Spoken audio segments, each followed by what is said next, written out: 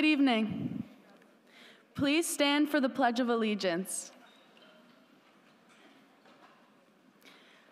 I pledge allegiance to the flag of the United States of America and to the republic for which it stands, one nation, under God, indivisible, with liberty and justice for all.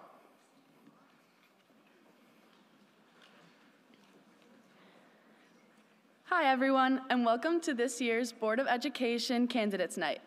My name is Valentina Paez, and I am the president of the Ridge Exploration for Political Participation Club.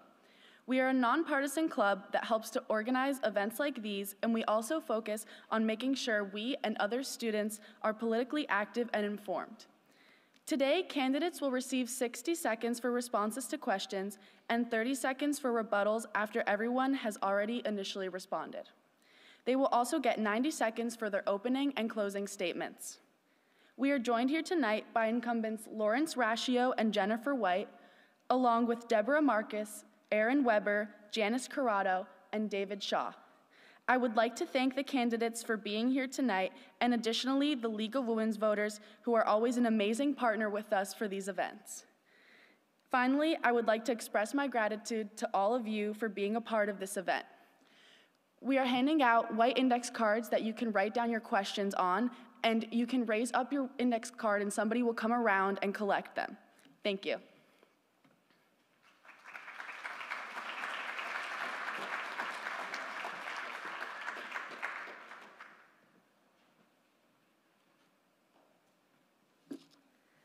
Good evening. My name is Carol Harvey, and I am here from the League of Women Voters of Somerset and Hunterdon counties to moderate this event. The League of Women Voters is very pleased that Ridge Empowerment for Political Participation has asked us to be here and moderate. We are a nonpartisan, political nonprofit organization, and we work to empower voters and to defend democracy. The League never, ever supports or opposes political parties or specific candidates for office. And you should know that I do not now, nor have I ever lived or worked in Bernards Township. I have absolutely no connections here. I have no skin in this game, in short. So this forum is being recorded. We want to let you know that any use of the League name or logo on any video footage, campaign materials, literature, or advertising of any kind, including but not limited to internet, cable, social media, radio, or television, has not been authorized by the League of Women Voters. Okay, you don't use our name, we use our name. Now, we've already introduced the candidates, and we've gone through the forum format.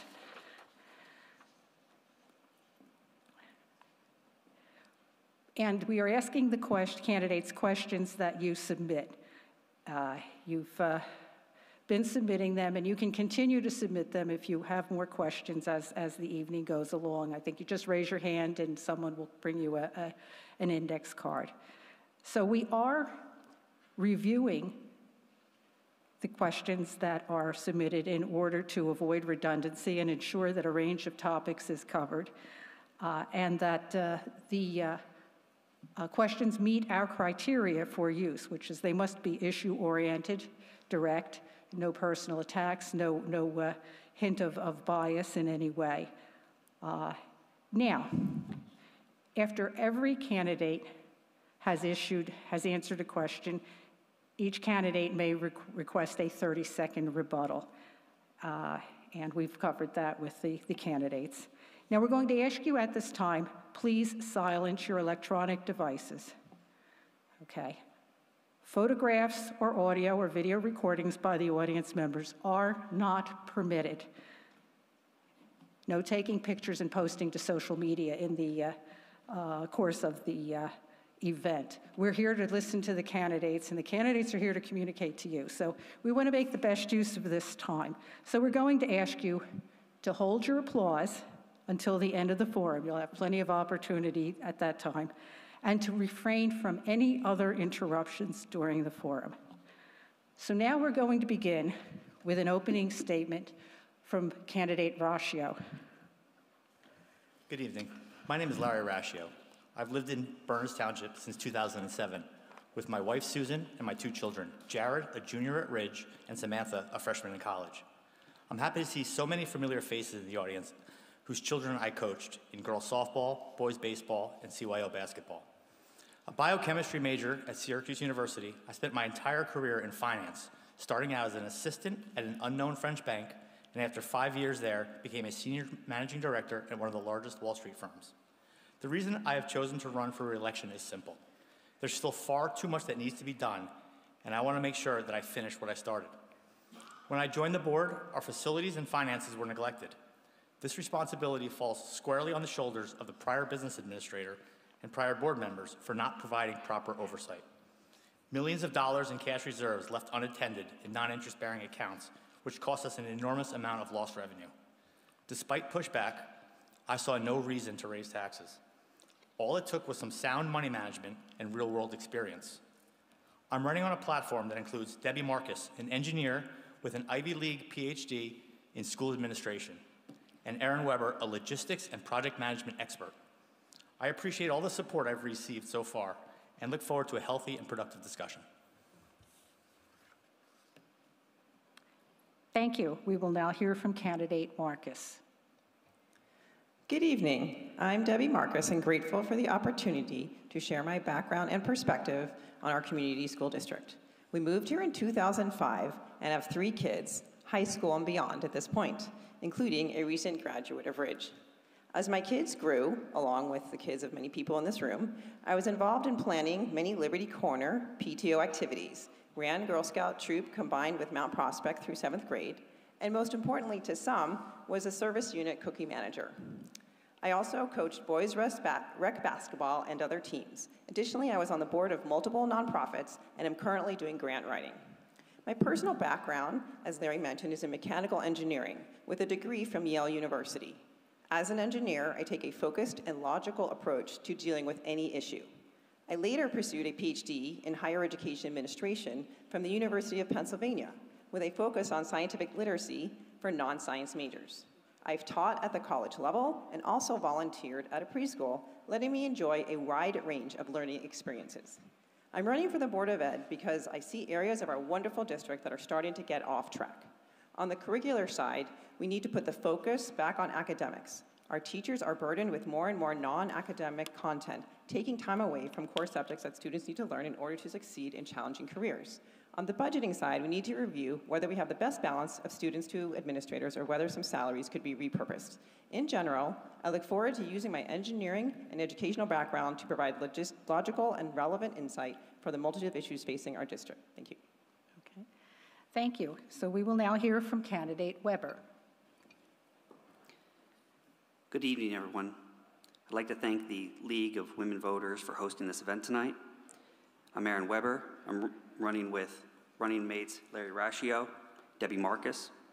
My family, Victoria and Madison, and I have lived in Basking Ridge since 2010. We moved here because of the outstanding school system. My daughter started her school journey at Cedar Hill Elementary and is a recent graduate of Ridge High School. My background is in engineering, construction, and operations. I've also managed large budgets as well as logistics. I've been coming to the BOE meetings for many years. I'm running for the Board of Ed because I see opportunities with the lack of results that the administration and the Legacy Board have made over the years, from dropping school rankings to deteriorating facilities and a lack of transparency in regard to the school budget. I have the skill set that can help correct many of the problems our schools face. I genuinely want to help the schools run more efficiently and within budget. I'm passionate about making a difference, and as a recent empty nester, I have the luxury of time to make a difference in our school systems. Thank you. All right, now we will hear from candidate White. Thank you to the League of Women Voters and REP for hosting this evening. It is so important to have an opportunity to meet with our community. For those of you who don't know me, I am a current member of the Board of Education, a position I've held for the past 6 years. My husband and I moved to Basking Ridge 25 years ago, where we've raised our 4 sons, and I'm a current Ridge parent. I believe in and support public education, which is why we chose to send all of our children to school in this excellent district. My boys have been presented with numerous academic and extracurricular opportunities and have been well prepared to handle all that their futures may offer. After chairing numerous committees and being class parent for each of my sons at Cedar Hill School, I was PTO president for 3 years before I moved into the role of Board of Ed member, a job I do not take lightly. I would like to see a return to board discussions among all members related to the needs of all students and staff to ensure our district's excellence is maintained while continuing to be fiscally responsible. Success may look different for every student, but our job must always be to provide possibilities and pathways to support all. And this can only happen when we work collaboratively and openly among ourselves and listen to all voices in the partnership between home and school. Education should not be politicized or feared. Education is power, and education is our children's future. Thank you. Now we will hear from candidate Corrado. Thanks everyone for being here this evening. Thanks also to Ridge Rep and the League of Women Voters for the opportunity to speak tonight. My husband Dave and I have lived in Bernards Township for 25 years. Our 2 daughters, Catherine and Kristen, received an amazing education in our schools, and I want all Bernards Township students to receive that same first-rate education. That's why I'm running for the school board. I've long demonstrated my commitment to parent-school partnership. I've been a principal advisory committee representative at Cedar Hill and William Annan schools. I serve on the board of Bernards PEC, a PTO organization for families with exceptional children. I'm also president of the Bernards Special Education Parent Advisory Committee. CPAC illustrates what's possible when parents, teachers, administrators, business owners, and the township work together to benefit our students. I'm a former teacher as well as a special needs parent. I can bring my extensive experience on both sides of that coin to enable a reset of our school board. We can once again have a board that engages in healthy collaboration with each other, with teachers and administrators, and with the community. As you listen this evening, consider what each of us would bring to help reset our school board for the next 3 years. Make an informed decision on November 7th. Thank you. And our last candidate, or last opening statement will come from candidate Shaw. I want to thank everyone for being here tonight.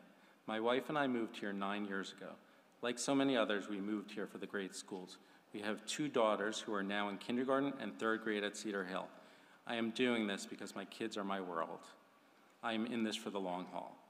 I've been a CPA for the last 20 years at Lincoln Tech, which owns 22 vocational schools throughout the country. Thanks to my background, not only do I understand budgets, I understand them in a school setting. I assist in the negotiation of vendor contracts, including maintenance, busing, food, and insurance. I work with unions, the Department of Ed, and I meet with our education, IT, and HR departments to make sure we're meeting the needs of all of our students, educators, and stakeholders.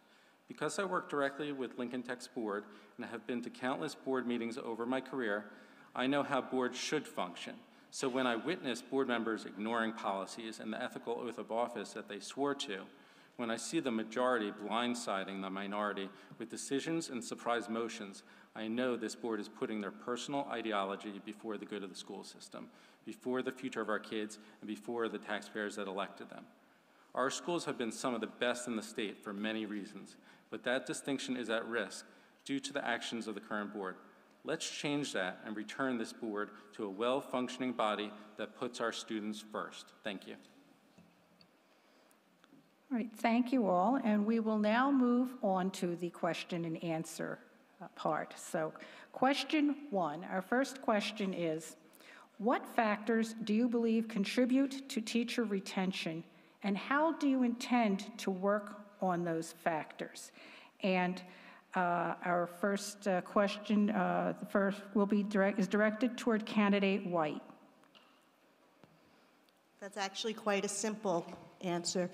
The first way to retain teachers is to treat them with value and respect and to trust that they know what they're doing. We have the best of the best in this district, and the way to get to make them to stay is to treat them as such. We have teachers that travel from very far because they're so committed to being here. And so when they come to us and they tell us that they feel that there needs to be something addressed with the curriculum, and they have the data and the facts and the research, we need to listen and we need to believe them. We also need to compensate them. And so when it comes time to, I've sat on the negotiations, you have to take into consideration what you can do to make them believe that they are valued. And it's not just monetary. There are other things that we take into consideration, personal days, there's new sick day leave that they can also add for their families. But the number one thing, value and trust them. Thank you. We will now hear from candidate Shaw. I agree 100% with what Jennifer White just said. My wife is also a teacher. She's a special ed teacher, and what's most important is respect.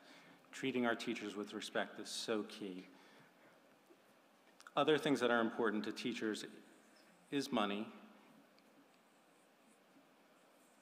but really number one to our teachers is respect, so we really have to treat them with respect. So when we're looking at books and not listening to the teachers, that's a huge factor. Thank you.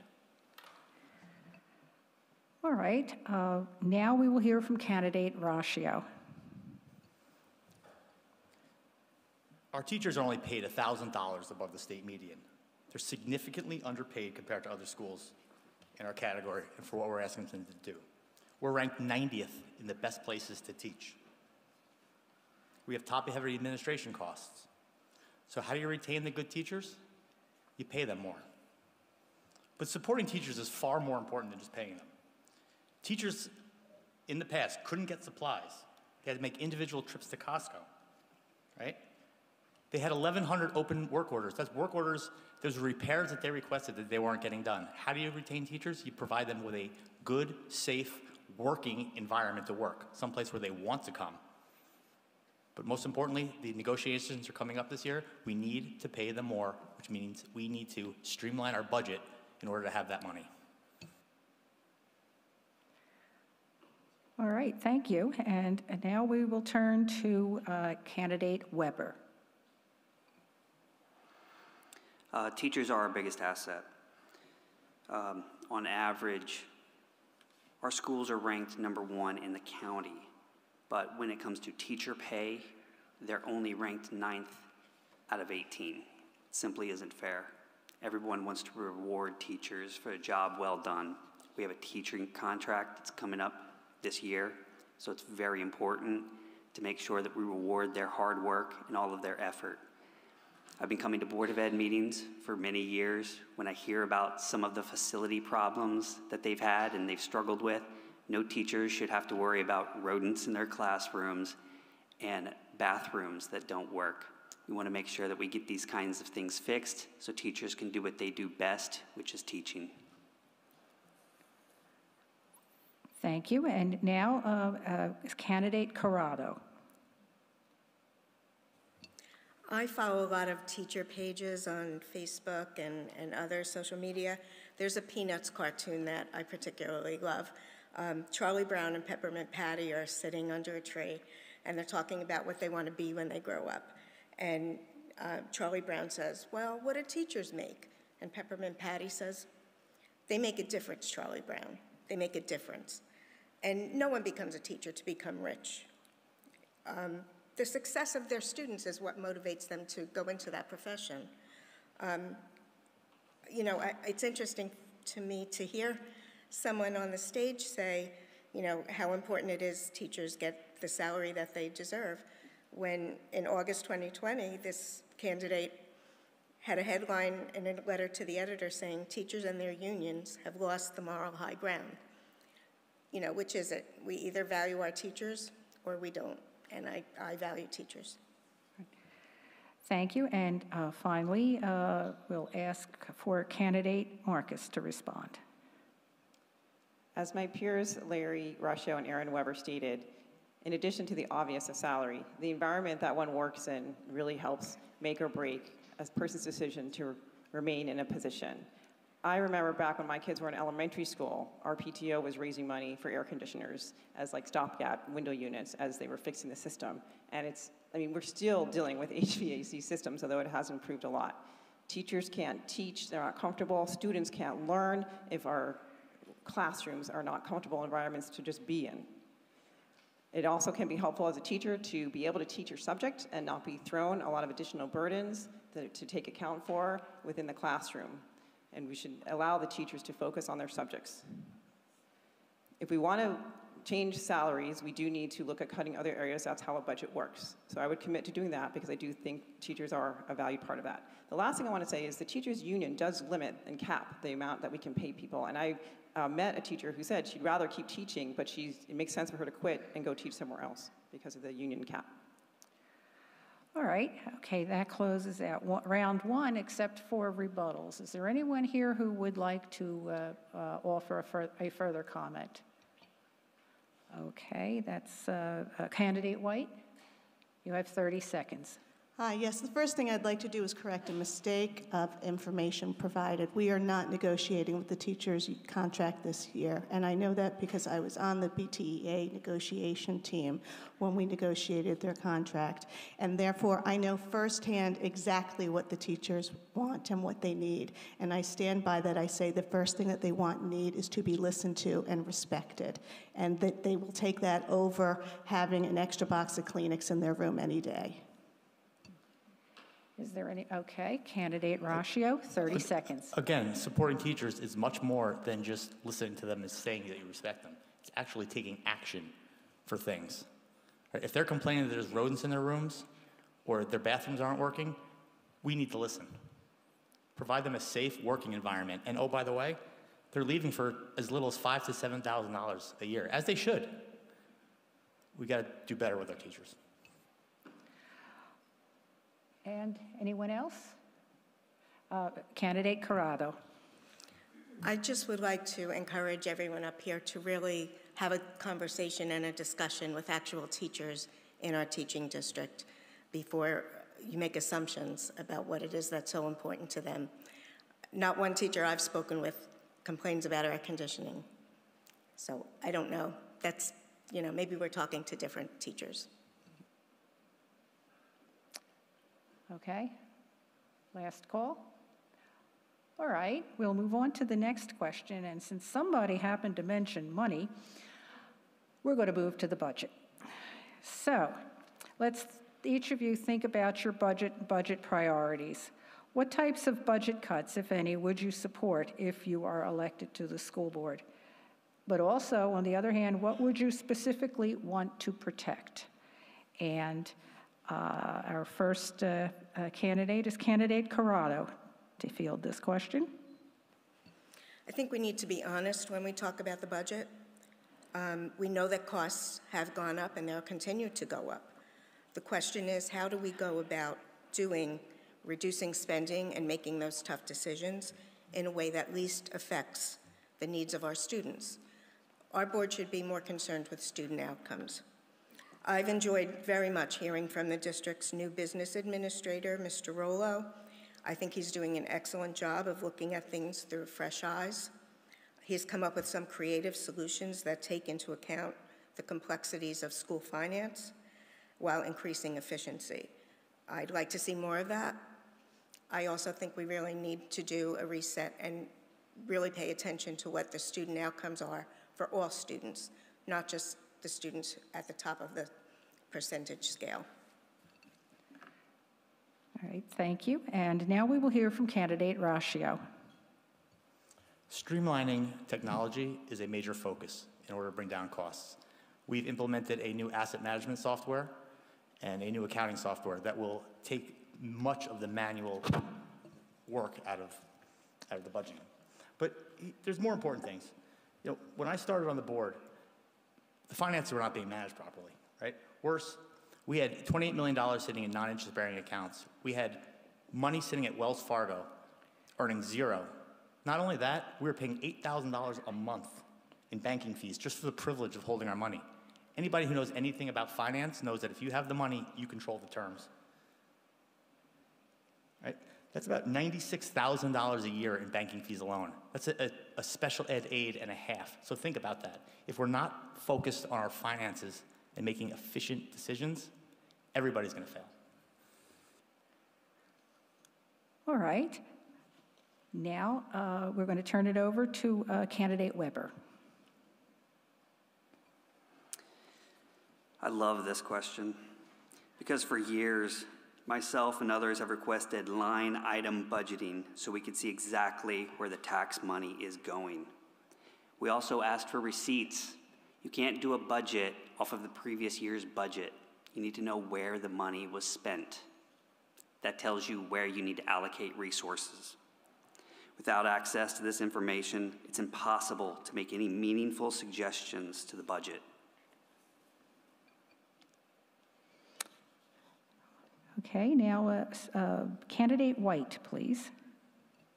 Let's be honest about the interest rate.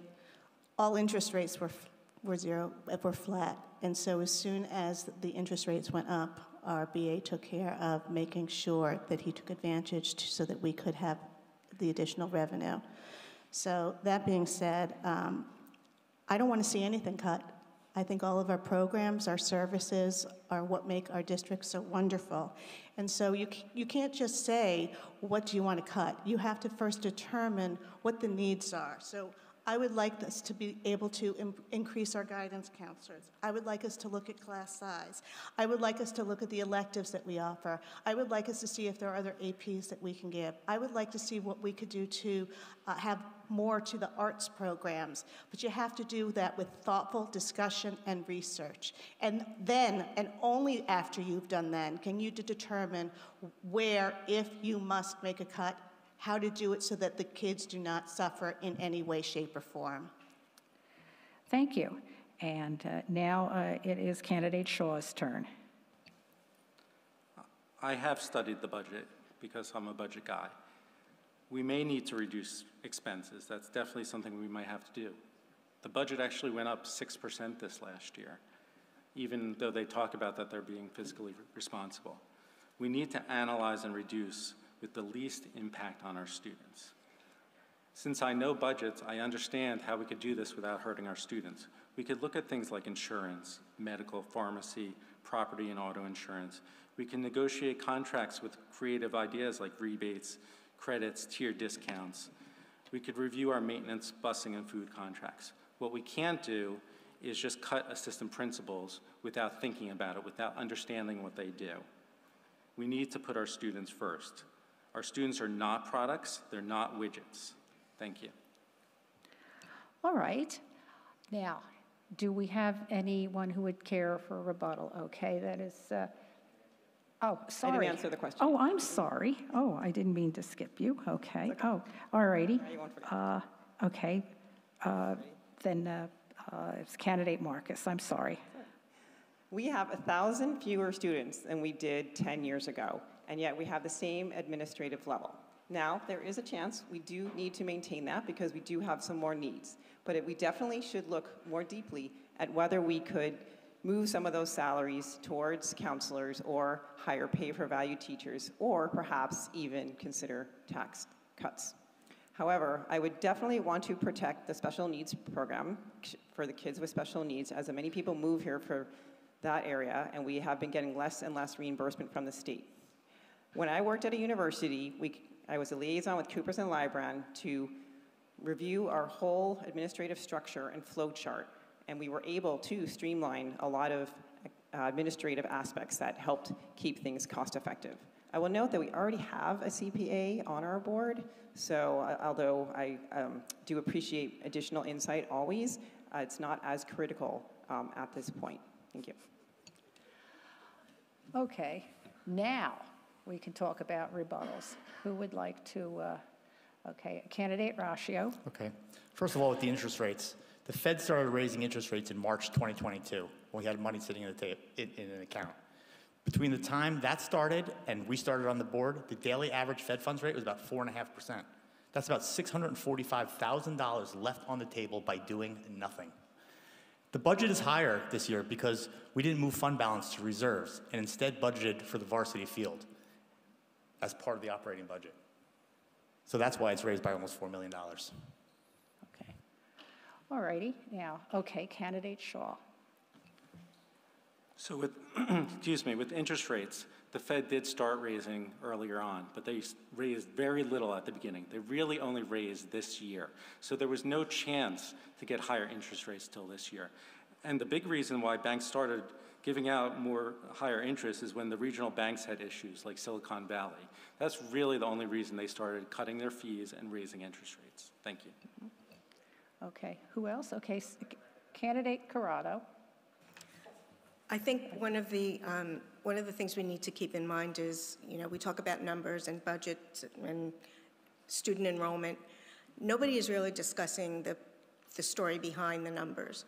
Yes, there might be 1,000 fewer students than there were 10 years ago, but the needs of those students and the requirements of teachers have at least tripled. So, let's look at what the real story is behind what the numbers tell us. Okay, now Candidate Marcus. Other school districts have fewer administrators than peer districts, significantly more, like half as much. So again, I did say that we might need the ones we have depending on our students' need, but it's always easy to add people as the student population grows. Somebody does need to look at things when the population goes back down. It's harder to do, but sometimes it needs to be done, even if the conclusion is to keep it the same. Okay, Candidate White. I think it's really hard to compare apples to oranges, and that's what you do when you just randomly compare districts, because you don't know, do they have the same number of special ed students? Do they have the same number of students in their high school or in their elementary school? So there's more to it than just saying this school doesn't have this many administrators and this school does. And I think we all can agree that, yes, we may need to look at the administrative structure and say, are there any changes that we need to make? Does it work the same way as it did 10, 15 years ago? But you have to do the homework to figure out what will fit the students' needs. Thank you. Okay, anybody else? All right, now, let's talk about textbook adoptions, okay? What are the roles of Board of Education members versus the roles of administration and staff in this process of textbook selection? Now, we will go first to Candidate Ratio. The role of the board in textbook selection is pretty clear in New Jersey law. All textbooks need to be reviewed and approved by the board. The administration suggests textbooks through committees, but at the end of the day, it's the Board of Ed's job to review and approve or reject every single textbook. That's not my opinion, that's the law. All right, now we'll hear from Candidate Corrado. I strongly support listening to the recommendations of our expert educators regarding curriculum and books. That's not to say I wouldn't ask questions if I had concerns about a particular book for a particular grade level or a group of students. The board's role is to ask questions and get answers from educators. If a member doesn't understand, teachers are happy to provide an explanation for a reason or a reason for a recommendation. The education of our students should be based on facts rather than balance. Cherry-picking isolated sentences to prove an ideological point shows a lack of objectivity and an unwillingness to learn from our expert educators. All right, now we will hear from Candidate Marcus. It is indeed the board's responsibility for final approval of any book. So as much as I value the teachers' recommendations, and they are a vital part of the process, they are not the end of the process because they are not on the hook if there's some issue with any book. For the local people in the know, obviously there's been a book in the news lately. And regardless of my personal opinion of it, which I did read from page to page, the process was flawed, and that's what could be fixed. But once there is a vote taken, It needs to be accepted so that we can focus on choosing another book. Choosing any book, by definition, rejects other books. That's not a book ban. That's the process of choosing a good book for our students. Going forward, I would hope that the liaison from the board would do a better job of making sure that the teachers know what's expected so that people's time isn't wasted in a vote that requires going back and getting another book. Thank you. Thank you. Now we'll turn to candidate Shaw. So far, we all agree that the books are supposed to be reviewed and approved by the board. That's not a question. We all agree with that. What we don't agree is that we should listen to our experts. We should listen to the teachers. When they recommend a book and it's not our expertise, we should listen. We should ask questions. And when we ask questions and they come back with answers, we should read those answers and not just reject them because it doesn't agree with our ideologies. And that's what I've seen with this board. Thank you. Now we'll hear from candidate White. As someone who has sat on the curriculum committee for many years, I know the process very well of approving textbooks, and it is not a flawed one. It is a very detailed one. What is flawed is when a group of uneducated people think that they know more than the very people who have committed their careers to research, and we don't respect what they say. The teachers spend an exorbitant amount of time researching, looking through textbooks, determining what would best fit curriculum. And when they come to us and tell us this is their best choice for our students, our job is 100% ask questions, send them back, get more questions answered. But it is not our place to say to the experts, sorry, we know better than you, because we don't. We're not AP teachers, we're not physics teachers, we're not calculus teachers, we're not the experts. Thank you. Now we've can turn to rebuttals. Who would, oh, I'm sorry, I'm doing this all the time here. Okay, my apologies, candidate Weber. So respect the teachers, or the experts, don't respect the uneducated people. Got it. So let's see here. I mean, it's cute to play politics with the word book bans and things like that. It really doesn't do anything for our school system, though.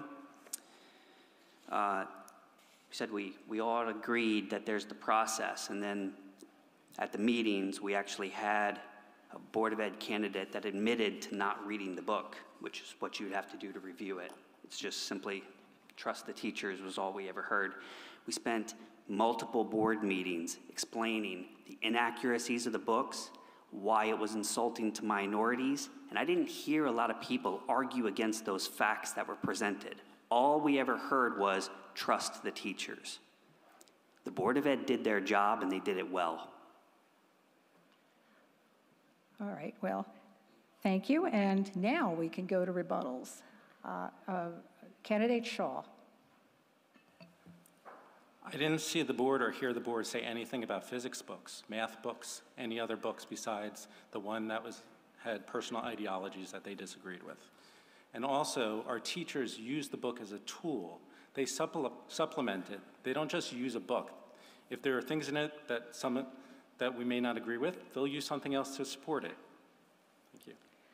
All righty, okay. Candidate Corrado. The book at issue was the sociology textbook that looked at different sociological problems and current issues through 4 different perspectives. The perspective that everyone got up and talked about and complained about was designed. It was called A Controversy Feminist Perspective. So the book did its job. It got you to think and it got you to react. And that, if you understood what the book was about, you would understand that as well. All right. Okay, all right. Candidate White. With the exception of a few of us who are actually educators, the rest of us have different careers, and that's fine. But you can slice it any way you want, you can call it anything you want. When you don't allow a book to be in the hands of students, you've prohibited it, you haven't approved it, you've banned it. And that's what happened with this textbook, and that's what would happen when we would override a book that was told to us repeatedly and repeatedly would be the best book for students to have. And yes, I do stand by that, I always will. Okay. All right, thank you. Candidate Weber. Like Mr. Shaw said, physics books weren't banned, math books weren't banned, probably because those books weren't filled with inaccuracies. You were at the same Board of Ed meetings that I was. Multiple people came up and explained why the book should be rejected, why it was inaccurate, why it was insulting to minorities. Okay, Candidate Marcus. You talk about expertise. When the teachers involved were not sociology majors, the board happened to have a president who is a sociology major, and by that definition, anyone with a PhD technically could be more qualified. I'm not saying they are. This book main problem was it had a lot of opinions presented as fact. It was also problems I presented that weren't responded to, anti-Semitic, written by teachers who had pop culture as their specialty. My daughter took the class, there was no supplementing of the material, so there was no fleshing out, and that's not how you write a curriculum anyways. You can't just assume the teacher might discuss it. Thank you. All right. Are we moving on now? Okay, to our fourth question. Okay. Something a little different. What do you think about the school district's efforts to ensure the safety of students and staff? What would you do to improve security? And we're going to put that first to Candidate Marcus. First, I'm glad to report, as everyone knows, that we have added police officers to the elementary schools, which helps both the students and the staff be safe. There's always a first level of security. Safety is also measured in this, as we mentioned, the environment for their health and safety as well. If you go on the bigger picture, there's things, well, for the students and staff. I was helpful in making the pedestrian bridge on Lafayette Lane. Took 5 years to get it rebuilt so that kids can walk to school again. On the more local scale, I would want to make sure we have policies in place that keep teachers and students safe, such as making sure that any electronic communication to a kid has an adult involved if it's texting directly to their phone, so we don't have another incident like we did with the fencing team. All right, thank you. And now, Candidate Weber.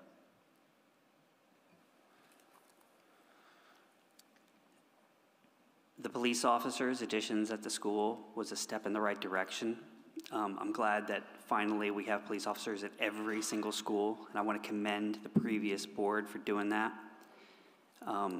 It's something that I'm going to continue to support in the future so that our teachers and our children are safe. Now we'll hear from Candidate White. Over the years, our district has added a lot to make sure that all of our buildings are kept safe, from adding a second layer of glass and doorways at each of the schools.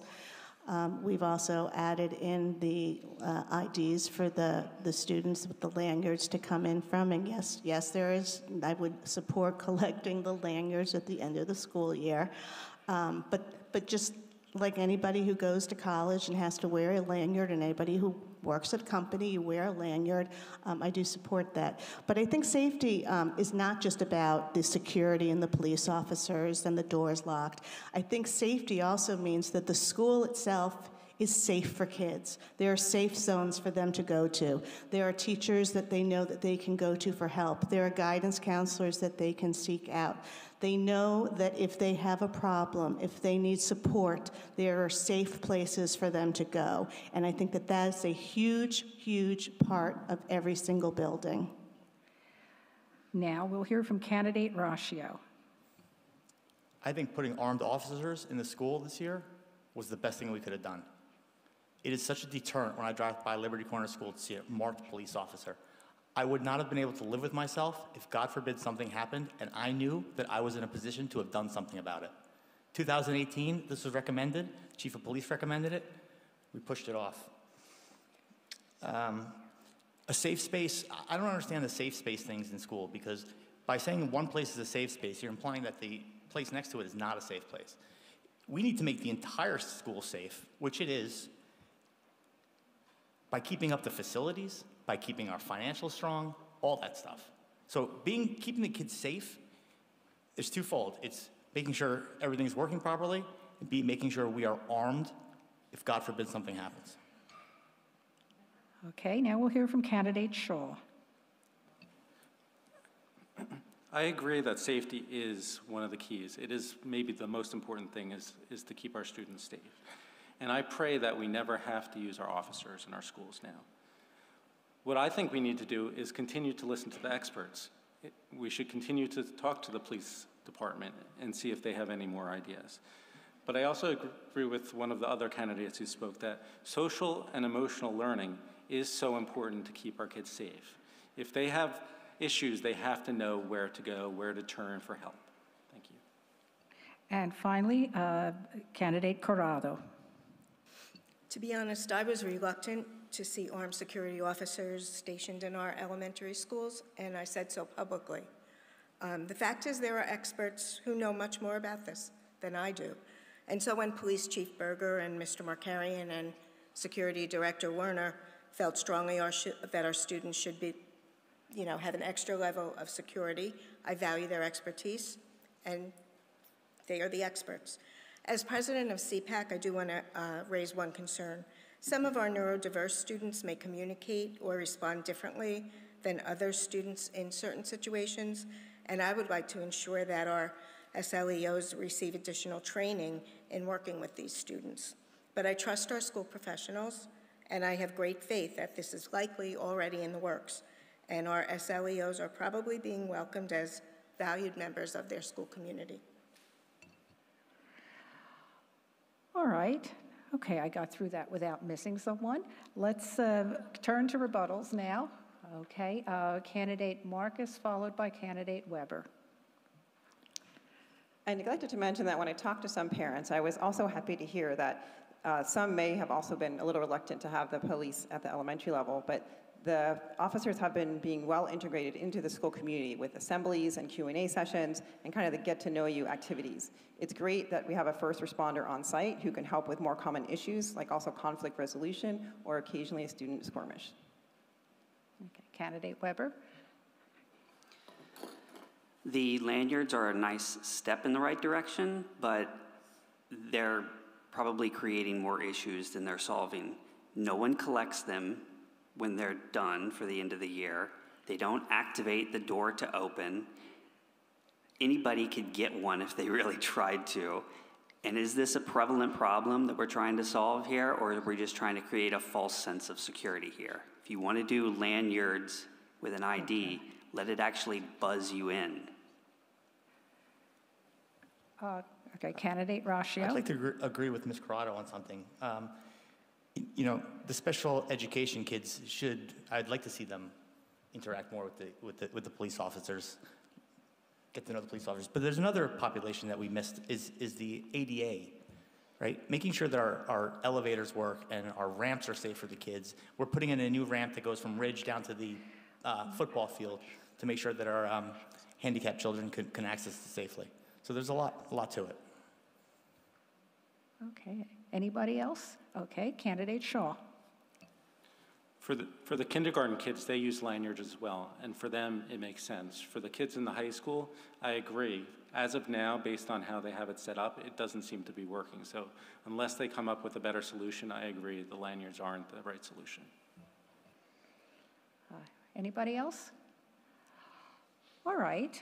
Now let's turn to another area, and this is regarding a school district survey conducted recently regarding diversity, equity, and inclusion. And the results from this survey, this study, were shared with the public. It indicated that there were a number of concerns were raised and the question is, what should the district do? What action should they take to respond to these concerns? So we're going to ask candidate White to respond first. This is actually something that has been very sad to me, which was that we did get the results from the audit back last winter, and since then, really, we have not moved on any of the initiatives because there has not been the support of the full board to do so.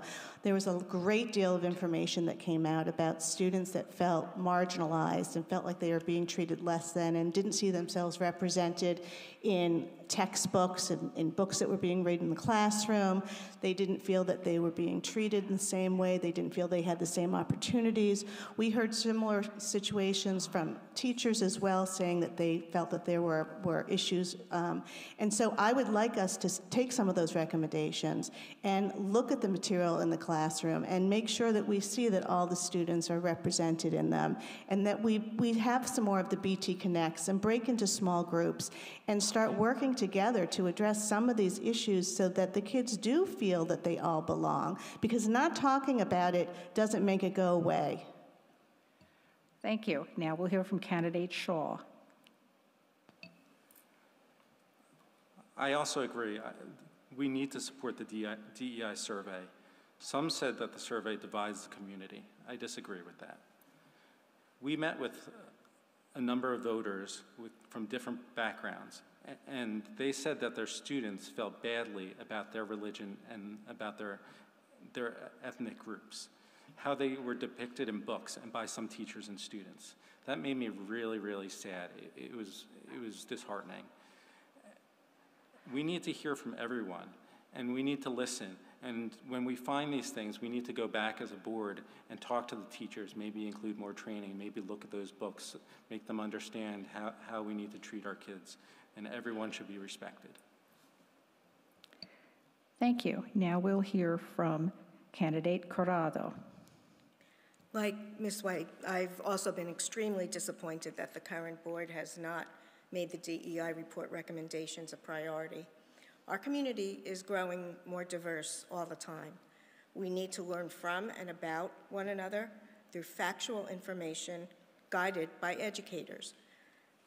David and I have spoken with many parents whose children are experiencing discrimination for a variety of reasons, all of which are referenced in the DEI report. It's not the first time we're hearing it, and still nothing's being done about it. And I think this is another reason why we need a board reset. If I was elected to the board, I would recommend that we revisit that report right away, and we evaluate the options, get some more input from the community, and implement the best options to address these critical issues. They affect students' mental health and safety. Now we'll hear from candidate Marcus. As I recall, that survey may have been well-intentioned, but it was not accessible. It was used terminology that some kids with special needs couldn't really understand to answer. The questions were very leading, and/or you couldn't opt out of ones that weren't relevant for yourself. One of them I remember was, other teachers who are like you with various characteristics at the school, when it was checking if the student had, someone to confide in perhaps. And what's important there is that the teacher is a good, kind person. It doesn't matter if they have the exact same background as a student. For the qualitative aspects of the survey, which I did read through, it does seem like we're ignoring aspects of it that were mentioned many times, which, as Shaw mentioned, the religious kids or people with non-liberal views know to keep quiet. So certainly we have a lot of social emotional support in our schools, and no one wants to take that away, but how much we need to add, I don't know, it can be decided by this particular survey. Now candidate Weber will respond. I wasn't a fan of the DEI survey. I felt it was long and burdensome to both parents and kids. It also left out kids with special needs, and I don't see why they were left out of this survey. We did learn some things from it, though.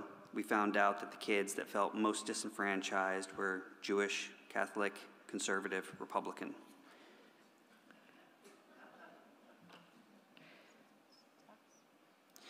I'd love to know what we're going to do with the information, what new policies we're going to put in place, and if we haven't done anything with the information, then why did we spend the money to do the survey?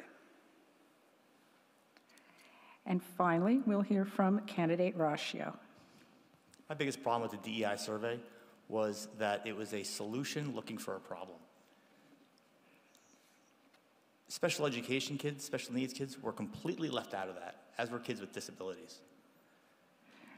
You can laugh, but it's a fact that the groups in the DEI survey that felt most alienated were Christians, Jews, and conservatives. That's not my opinion, that's a fact. Read the paper.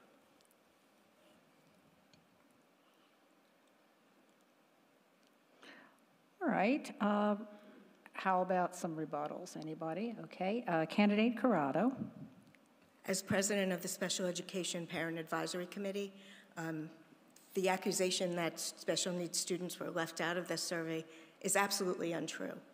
There were teachers who worked tirelessly to redesign the survey so that special education students could participate. We also had parent representatives from our group work together with the teachers to pilot those, so that's just not true. Okay, who else? Candidate White. It's extremely disheartening to hear you say solution looking for a problem. There are problems. We heard firsthand from the kids that there's a problem. And in fact, when I met with the student panel last spring at the end of the year, the students all said, each one, the issues that they felt needed to be addressed and the disappointment that their needs were not being met. So I don't want to hear that we're looking for solutions to a problem that doesn't exist. The problem exists. We need to take the blinders off. All right, and candidate Shaw had indicated. I agree with that. It's a huge problem. I see it all over the place. We see it with the vandalism in the bathrooms. We hear from the parents. There's a huge problem with this. I'm not sure how it's a solution looking for a problem. That just doesn't make sense to anyone. All right, and candidate Rashio. I'm not really sure what the bathroom problem has to do with the DEI survey. But, I mean, Ms. White, you were on the Wellness Committee for how many years? And the problem's just getting worse. So maybe we need to relook at our programs there. All right, candidate Marcus. A lot of the stress that students report in terms of their emotional health is pressure from their parents. And for better or for worse, we can't change what parents do with their kids. So the school should be supportive, but we also have to accept that some things have to be taken care of at home. All right, okay, let's move on to our next question. We're getting close to, the end, so let me see. Well, let me ask you this. What ideas do you have to bring the board and the community together? And we're going to ask candidate Corrado to respond first. I think that it's so important that our community learn to come to consensus. I think that we do some things well. The BT Connect opportunities where teachers and administrators and board members and all parents and members of the community are invited to discuss certain topics. I think that that's a great thing. But honestly, it disheartens me to come to board meetings, and I come to every single one, to see the lack of communication, the lack of discussion, the lack of respect among board members. And until that changes, until we start using more words like compromise and negotiation and pilot program, I really think that we need to change the discussion of how we're working together. All right, now we will hear from candidate Rashio. How can we make it more accessible to parents, the board? Well, first it starts with open dialogue. It means creating an environment that makes parents feel like they can approach a board member, they can discuss things openly without fear of retribution. It means that the board needs to take their input more seriously. Let me be clear, parental rights and their ability to approach and discuss things with the board is paramount. Parents have a right to opine on anything the school does that affects their children, and the administration has a duty to make sure that they're responding to parents in a timely manner on every topic. Right? Parents have the right to choose whether or not a student participates in activities or anything that might run counter to their beliefs. And parents should expect the administration to respond to them in a timely manner. I've tried to do that on the board. I try to reach out and speak to as many community members as possible. That's how I've learned the most. All right. All right, now we'll hear from candidate Shaw. One of the biggest reasons I decided to run is when I started going to the board meetings and I saw the dysfunction. I saw the board putting their ideologies before our students. It's not just about the students and the parents that agree with them. It's about all of our students. So when we talk about dysfunction and chaos, and when board members are voting in lockstep, whether they agree or disagree, when they're doing surprise motions, and not all board members are speaking to each other, it's a problem. So a quick story is I work at a company and I have a boss who is a little difficult. And every one of those meetings, they bring me into it because they call me the Brian Whisperer, because I'm able to listen and bring everyone together. So thank you. All right, now candidate Weber. BOE members should be empowered to respond to emails and questions from the public in a timely manner. They are individually elected officials, and as long as the BOE president and the superintendent is copied on the email, it shouldn't be a problem. If a BOE member can't answer a question, the superintendent should answer in a timely manner. And now we'll hear from candidate Marcus. On the very straightforward scale, in terms of written communication, I would like to consider if we switch to what's often called a consent agenda, where all the minutes are reported beforehand so the public can read through them and can deal with any questions and before the meeting, so because there's not an ability to discuss them thoroughly at the meeting with the public. I have also talked to parents who requested that there was some way to have an anonymous form for feedback. Obviously, they wouldn't get a reply if it's anonymous, but there are some parents who would feel more comfortable doing things that way, and that seems very doable. I did want to note that there's a mention of voting in blocks. I mean, if a vote is 5-4, and it's the same 4, that's a block as well. And until more recently, the vote was usually 9-0 on a lot of things. I like that there's been discussion and debate, and actually, I applaud all of the current board members, because often they have come to good conclusions by working together. I would also help the community as a board member unite to push back when there's together against any state mandates that aren't appropriate for our town. Thank you. Okay, and finally we'll hear from candidate White. First and foremost, I believe that there needs to be collaboration and a partnership between parents and school and teachers and administrators. And I do agree, parents have rights, and parents have always had rights, and parents have voices, and parents have choices. And it's important to know that my voice shouldn't impact your voice. So if there's something I'm not comfortable with for my child, I can make a decision to speak to a teacher and say, hey, my child can't dissect a frog. We have a pet frog. I'd like the alternate assignment. But that doesn't mean that nobody's child should get to do the project.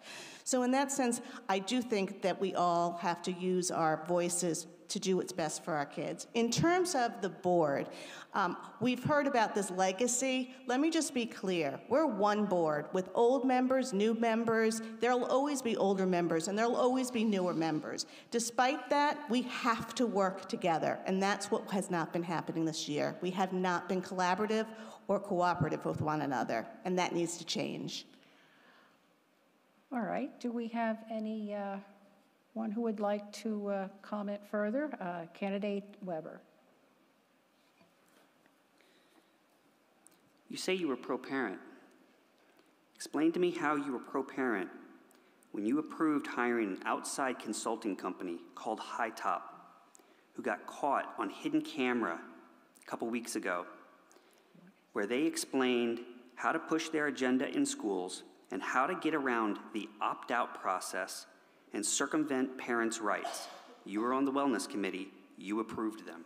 Okay, I hope we weren't making a personal attack there, because we don't allow that in the questions, and it is not appropriate from the candidates either. Just saying. All right? Now, anybody else? Yes, candidate Corrado. I'm reading a great book called Great on Their Behalf, written by A.J. Craybill, and it talks about school boards. And what it says is, one of the quotes it has is, we must listen for the sound of the band rather than the sound of the solo. And I think that's exactly right. We, as board members, have a job to listen to everyone in the community, to evaluate and synthesize, do the actual work, and then make recommendations on behalf of our students. All right, is there anybody else who would like to rebut? All right, you know, we're getting close to the finish time, but are you up to one more question? The audience? All righty, okay. Well, this is a little off the beaten path here, something a little different, okay? And it has to do with cultural and religious holidays. So the students' ears are perking up. A holiday. But what is your, how do you view or how do you treat the question of adding more cultural or religious holidays? That's a board decision. And what should be considered in, processing these types of requests and making these types of decisions? Okay, so we will start this one with candidate Shaw. Yeah, so I believe in giving out religious holidays. I think you got to look at your student population and understand that. And I think you have to look at your calendar and come to a consensus. I understand that some students may have to miss school on days when we don't have off for that. So I definitely agree that we should give off for as many of those as possible. Thank you. Okay, now let's hear from candidate Marcus. I remember about 10 or 15 years ago, we took a survey of what holidays people wanted off, and we actually ended up removing some holidays because we didn't get a large number of certain ones, and also because at the time, people didn't want to give up their February break. So the problem with surveying, that sort of thing, you have to keep at top of your numbers, but a minority is never going to win in terms of which holiday gets taken off. If we have a policy that doesn't have any, that may be acceptable to community at a certain point, but once one culture's holiday is let in, we don't have a basis or standing to reject other ones, and we should include any holiday that at least as some critical mass we can define with a policy request, since it's very important for those families. All right, now we'll hear from candidate Corrado. I think it's very important to include cultural and religious traditions. We partner with families after all, but the state mandates that students have 180 school days each year, and within that we have to allow for vacations and breaks and whatnot. I'm in favor of more of an optional rolling holiday where students are allotted 2 days that they can use for whatever religious holiday that they would choose. So I think that we need to recognize we have a multicultural community, and we need to value all the people who are a part of it. Now, candidate Rashio.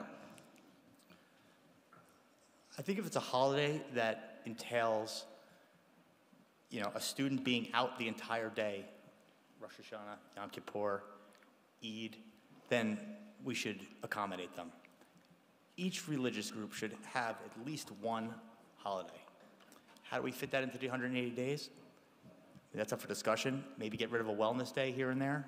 We've got one of those a month, I think. We got to make some sacrifices.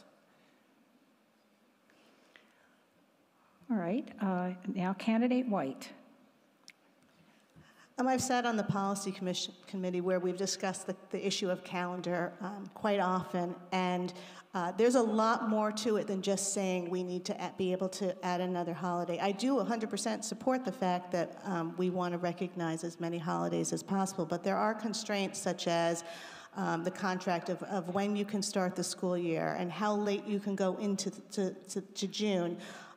That you have to factor into. It's not that easy to just say, we can add a holiday. Doesn't mean we all don't want to, But you have to also look at things like, how does that impact vacations? When we did surveys, we found out some families want the February break, some families want the spring break. When you start adding in all the other days, it makes it much more difficult to make sure that you can get all the days into school that you're supposed to get and acknowledge all the holidays that we wish we could acknowledge. And now we'll hear from candidate Weber. I loved that we are adding Eid to the calendar. I like the idea of floating holidays as long as we make it easy for the students to make up any work when they are out. So other than that, I'd love the idea. Okay. Any rebuttals? Oh, yes, candidate Marcus. So a rolling holiday works like in an employment where you can do your work on a later day. But in a school classroom, that's just an additional burden on a teacher to make sure that those students and to make up work and things like that. It's basically just renaming the day a student is out for any other reason. I just want a slight clarification. It was Diwali that we've included, and I've written a letter supporting the addition of Eid and also Rosh Hashanah. New York City has like many more holidays off than we do, and they seem to survive and get all their days in. There's a way to do it if we decide it's a priority. And like I said, since we let some holidays in, we don't have a standing to have a reason to reject others. All right. Yes, candidate White. I mean, I'm sure that there are a lot of creative things that we could do looking at the calendar, but I will say the thing that's a little horrifying to me is the first answer to come up with is to eliminate a wellness day. I would not be in favor of eliminating any program that we have specifically because we're trying to help our kids in school be mentally, physically, emotionally, and socially healthy. And I support so much the programs that the teachers have worked on over the years specifically for wellness. So that would be the very last thing I would ever want to see go away. Okay, any other comments before we go to closing? All right, well, we've reached almost the end, okay, and we're going to ask each candidate to give a set of closing remarks, and we're going to begin with candidate Shaw. My qualifications speak for themselves. I don't just have a finance background, I am a CPA. I work at a company that runs schools, so budgets are part of my everyday life. I manage 22 business administrators, not just one. Because I have these skills, I know better than to blindly make cuts like getting rid of assistant principals without understanding the overall impact on the students. Because what's best for the student is the most important thing. So when making decisions, I will analyze, review, and solicit input from others. And when I say I will listen to everyone, I mean everyone. I will listen to the teachers, administrators, kids, parents, and all the taxpayers in our town, not just the ones that share my opinions. I will work in a collaborative way with the other board members. It doesn't matter if we agree on everything. We should not agree on everything. What matters is that we listen to each other. I believe that hearing from people who have different views from mine is valuable. And while finance is my strong suit, that's not my only focus. I will advocate for every student, including those who are struggling academically, socially, and emotionally, so all of our students can excel and thrive. Make no mistake, I, along with my running mate Janice, am here for our town, for our kids, and for the long haul. Thank you. Thank you. And now we'll hear from candidate Corrado. It's been a great experience running for the school board this election. And as David said, he and I have met so many community members who care deeply about our schools and our children. Time and again, they told us, we moved to this town for the schools. They chose Bernards Township, understanding that our public schools were worth their investment. If we all agree that public education is vital, isn't a school board that values it also important? Most of us sitting up here tonight have children who have benefited from our excellent schools. Shouldn't our current and future students receive that same first-rate education? In January, each incoming board member took an oath on this very stage to serve the best interests of all students in our district. Yet these same members made decisions about our schools this year that put students last rather than first, behind maintenance, facilities, and the curriculum demands of a small minority of residents. In each case, this was done without analyzing the consequences to students, without consulting the school staff affected, and without the input of more experienced board members. Our students deserve better decisions, and our community deserves a school board whose decisions we can trust. This November, let's have a reset and elect that board. Thank you. We'll now hear from candidate White. I believe all of the candidates are here tonight because they care about our schools. However, it is clear our visions and priorities are not all the same.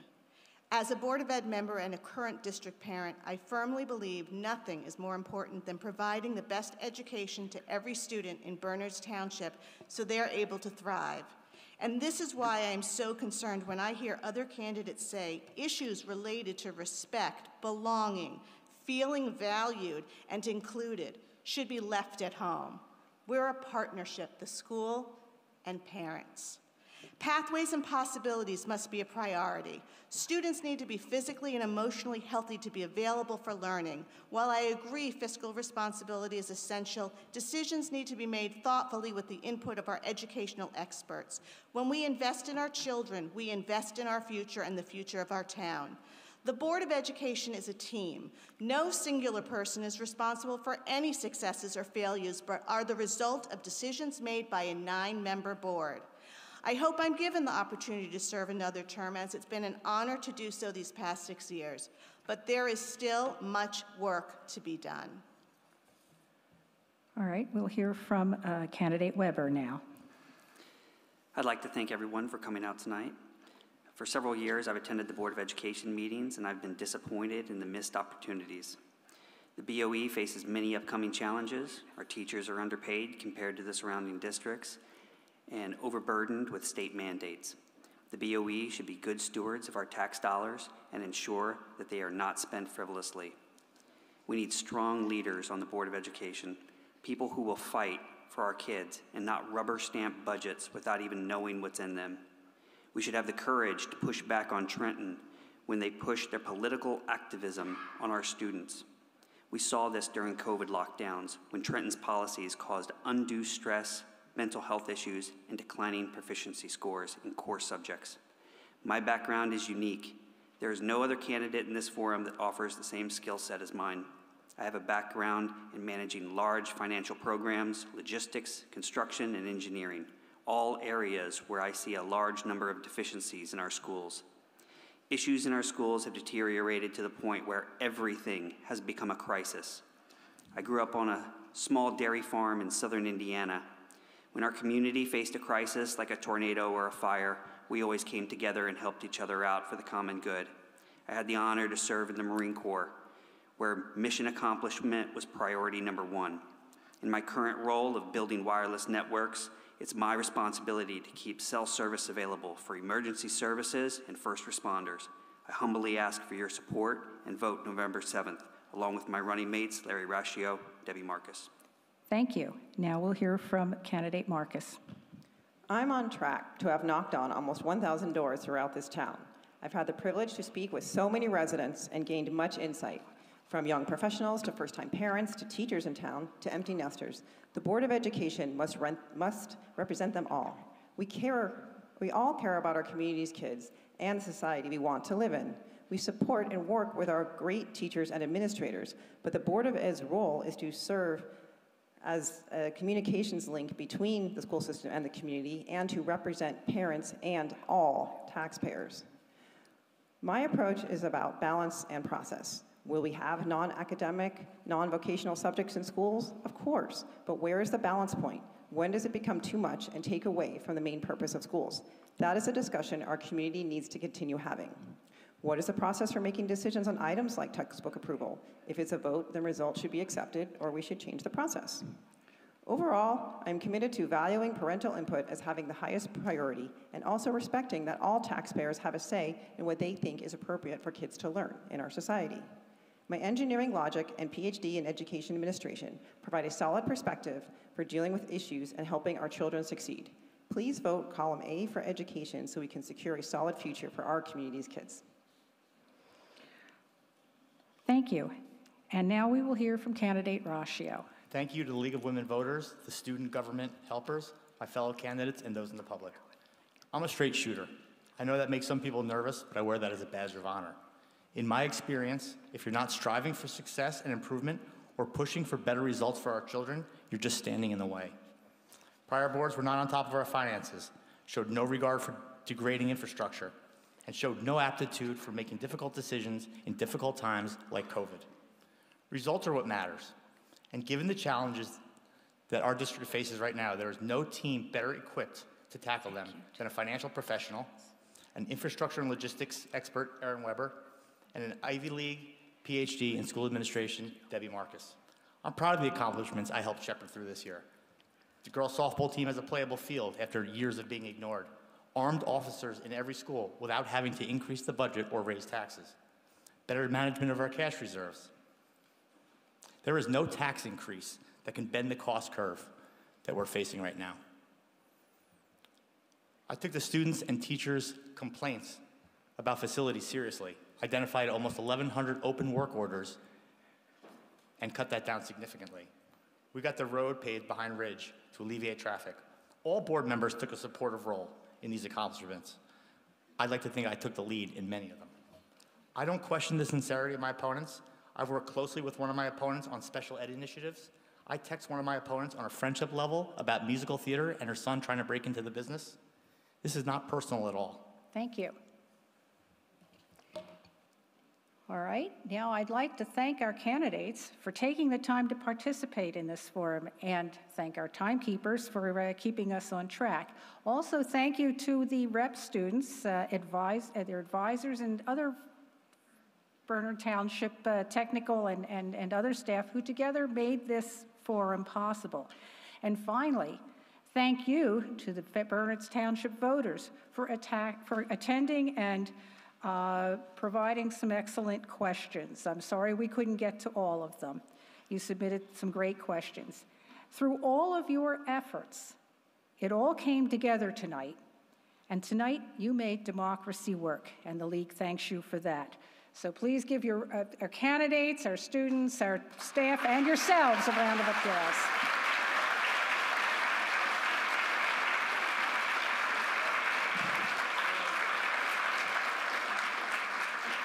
Okay. All right, now the League encourages all voters to go to Vote 411, which is our one-stop site for information on all aspects of voting in New Jersey.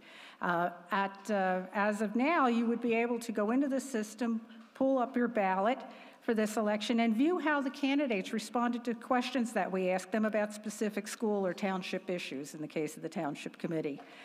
You also should look to the League of Women Voters, New Jersey League of Women Voters website, lwvnj.org, for answers to election questions and concerns that you might have. There's a little more information on how to access Vote 411 on a table in the rear.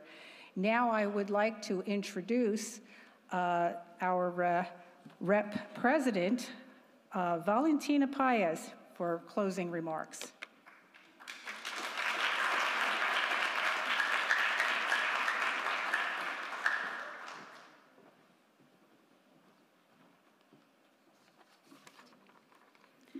I would like to thank the candidates once again for joining us tonight. An additional big thanks to the League of Women's Voters and to the audience as well.